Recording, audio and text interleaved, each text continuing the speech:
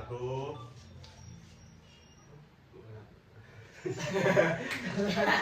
Kamu itu tadi. Assalamualaikum warahmatullahi wabarakatuh. Di sini kita akan mengerjakan tugas video cyber communication. Sebelumnya perkenalkan, saya Farel Fadra Putranto dengan NIM 150. Saya Fitra Sigistri Ramadhani dengan NIM 153. Saya Muhammad Jabir Zanedi dengan NIM 160. Saya Muhammad Iksan Hidayat dengan NIM 189. Saya Pandu Arya dengan NIM 1152300 Yang pertama, saya akan menjelaskan bagaimana pengertian KBGO atau kekerasan berbasis gender online. KBGO merupakan bagian dari kekerasan berbasis gender yang terjadi di ranah digital. Korban KBGO umumnya mengalami serangan karena identitas gender mereka, terutama perempuan dan kelompok rentan lainnya seperti LGBT, yang dilakukan melalui media sosial, contohnya seperti Instagram, Facebook, Twitter, atau X, TikTok, dan lain-lain. Juga terkandung dalam aplikasi pesan, WA, Telegram, dan lain-lain, forum daring dan website. Terus bentuk-bentuk KBGO meliputi penyebaran foto atau video intim tanpa persetujuan yang disebarkan. Terus ancaman kekerasan atau pemerkosaan melalui media online, pelecehan verbal atau seksual melalui pesan atau komentar, impersonasi atau pencurian identitas digital, penyebaran informasi pribadi atau doxing. Yang selanjutnya yang terakhir ada deepfake dengan konten seksual. Terus saya akan menjelaskan bahwa bagaimana secara singkat KBGO di Indonesia ini. Untuk awal munculnya itu di tahun 2000-an, seiring berkembangnya teknologi dan akses internet, kasus kekerasan berbasis gender mulai terjadi di ruang digital.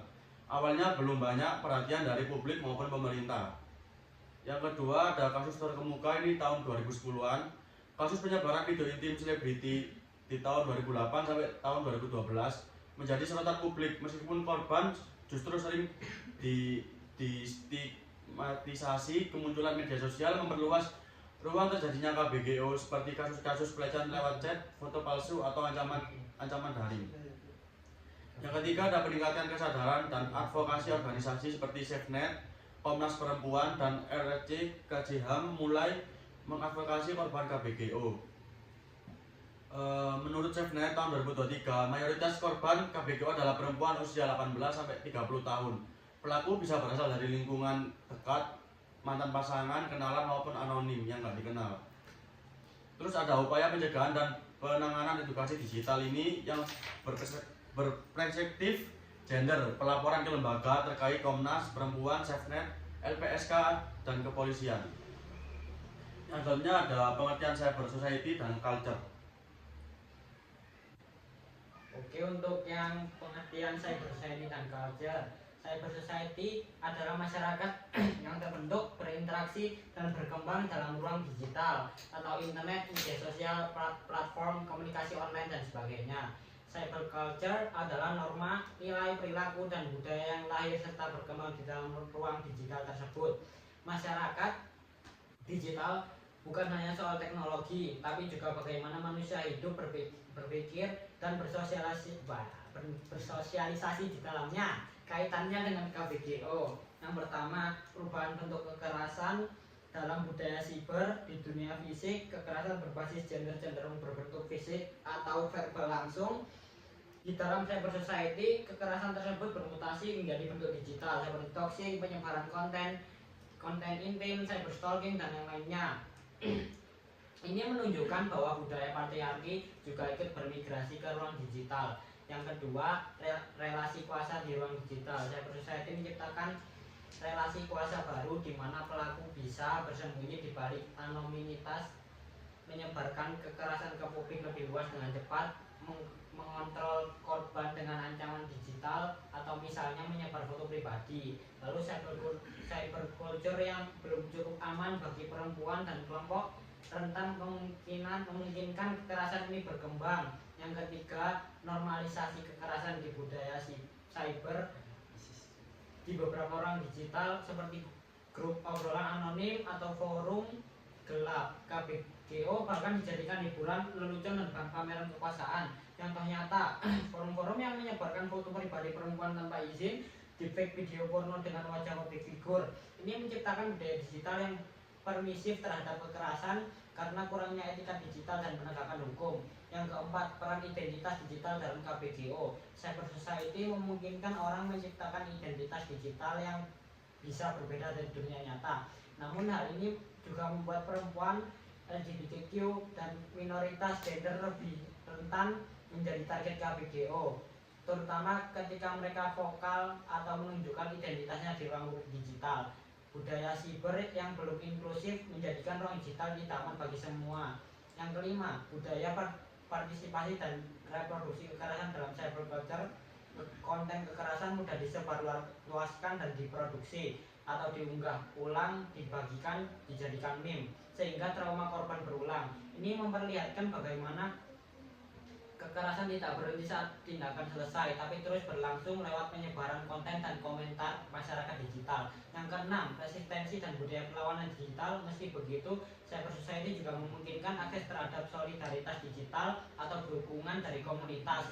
Kampanye sosial seperti hashtag Stop KBGO, hashtag Saya Bersama Korban, atau hashtag Aman Bersama. Literasi digital dan budaya digital baru yang mendorong keamanan, privasi, dan kesetaraan gender. Budaya siber juga menjadi ruang transformasi dan perlawanan terhadap kekerasan berbasis gender. Kesimpulan, KBGO adalah cerminan dari bagaimana budaya patriarki, relasi kuasa, dan ketimpangan gender juga hadir dalam dunia siber. Dalam konteks cyber society dan culture, kekerasan ini menjadi fenomena yang tidak bisa lepas dari cara kita bersosialisasi di dunia digital. Nilai dan norma yang berlaku di ruang siber, struktur teknologi yang memungkinkan atau membatasi kekerasan. Oleh karena itu, membangun siber culture yang aman dan setara gender sangat penting untuk mengatasi dan mencegah KBGO. Berhubung kita jam maghrib, kita langsung pause dulu ya teman-teman. Dilanjut nanti habis azan. Nah, di sini saya mau menjelasin apa sih itu KBGO. Nah, KBGO itu K kekerasan, B berbasis, G gender, O online. Nah, jadi kekerasan berbasis gender online. Contohnya penyebaran foto atau video tanpa izin, terus penghinaan atau ancaman di media sosial, stalking digital, terus doxing, terus spyware untuk melacak seseorang gitu.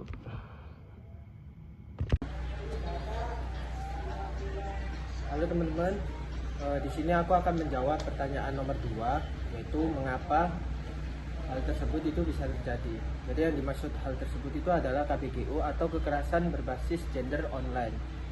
Jadi teman-teman, KBGO atau kekerasan berbasis gender online ini itu bisa terjadi karena berbagai hal atau berbagai faktor, seperti itu kurangnya literasi digital dan juga etika bermedia sosial. Lalu norma sosial yang patriarki dan juga diskriminatif.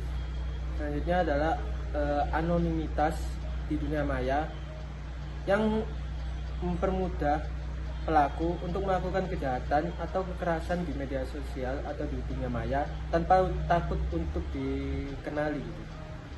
Lalu selanjutnya juga ada kurangnya regulasi atau penegakan hukum yang tegas. Nah itu tadi, jadi faktor-faktor tersebut itu yang membuat KBGO atau kekerasan berbasis gender online itu bisa terjadi. Oke.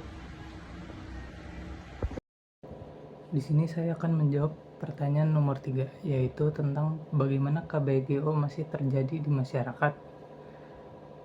Jawabannya adalah KBGO masih marak karena banyak korban yang takut melapor akibat stigma atau takut tidak dipercaya.